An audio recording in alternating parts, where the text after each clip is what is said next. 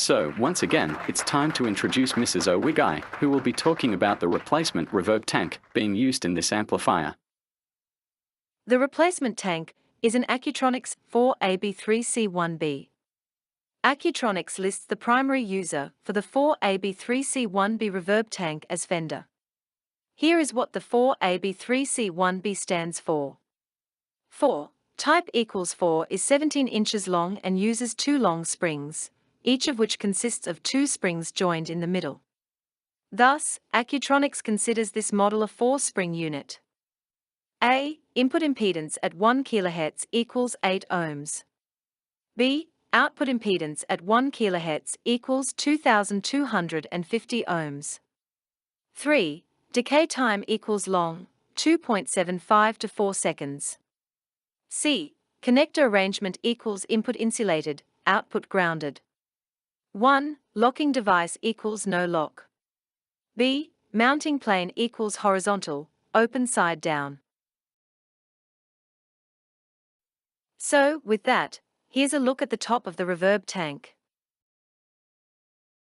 Here's a better look at its label. Let's get a better look at the RCA output jack and the RCA input jack. Here's a look-see at the bottom of the reverb tank. Let's also get a closer look at the RCA output jack from the inside, and a closer look at the RCA input jack from the inside. We like to make a shielded cover for the bottom of reverb tanks if the reverb tank doesn't already have one.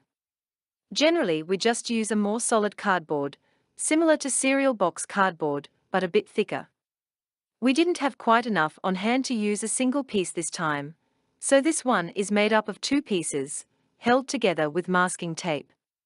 There is tape on both sides of the cardboard to ensure a solid connection. We cover one side with copper tape or similar.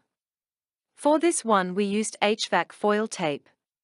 HVAC foil tape works just fine, at least it has for us in the past and up to this point. Here's a couple pictures of the reverb tank with the shielded bottom cover attached. We simply use masking tape to attach the shielded covers to reverb tanks.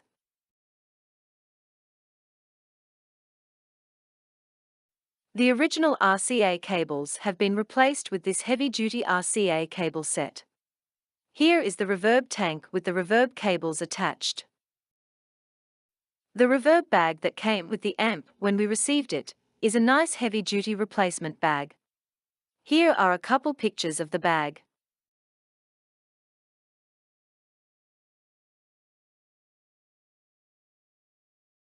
And finally, here is a picture of the reverb can, with its shielded bottom cover, and cables all nestled in its bag. As a side note, although this amp head has no reverb issues with hum etc., you never know what the head may be sat on. The shielded cover for the reverb tank's open bottom is just a little extra insurance, as the open bottom of the reverb tank points toward the bottom of the head, and the bottom of the head will point toward whatever it sits on. And if in the future, someone doesn't want to use the shielded cover on the reverb tank, it is easily removed. With that, beam me up Mr. Owigai.